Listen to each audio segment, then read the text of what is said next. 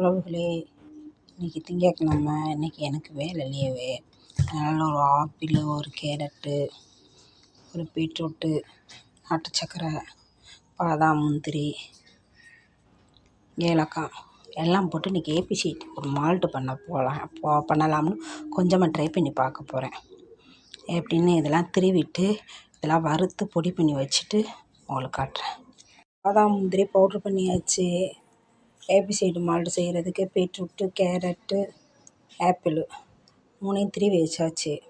அரைச்சிட்டு நீ சட்டியில் போட்டு கிண்டுறது வேலை தான். நாட்டு சர்க்கரையை போட்டு கிண்ட போகிறோம். நாட்டு சர்க்கரை வாங்கிட்டு வந்திருக்கேன். கிண்டிட்டு பவுட்ரு பண்ணிவிட்டு காட்டுறேன். அரைச்சி ஊற்றும் போது இந்த சைடில் உள்ள கலர் மாதிரி இருக்குது. நாட்டு சர்க்கரை போட்டோன்னே கலரே வேறு கலர் ஆகிடுது.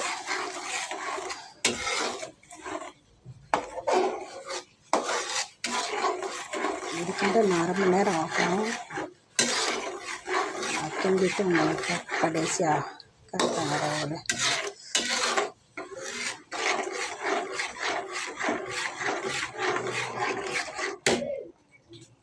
பாருங்கள் மக்களே, நல்லா ஏபிசிடி மால்ட்டு கொதிச்சிகிட்ருக்கு.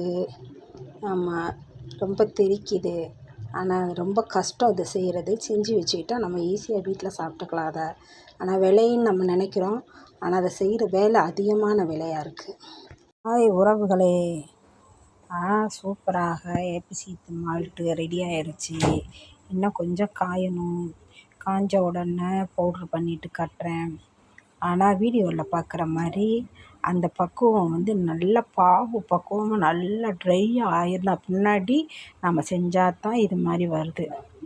லேசாக இந்த வீடியோவில் போடுற மாதிரி இந்த இப்படி கரண்டியை விட்டுட்டு அது ஒன்று சேர்த்தான்னு பார்க்க சொல்கிறாங்களா, அந்த பக்குவத்துலலாம் நல்லா இல்லை. நல்லா சுருளை நல்லா கிண்டி எடுத்துடணும்.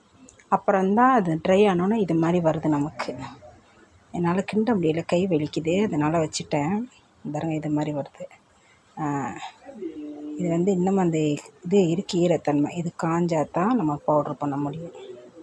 ஓகே உறவுகளே, ரொம்ப நன்றி உறவுகளே.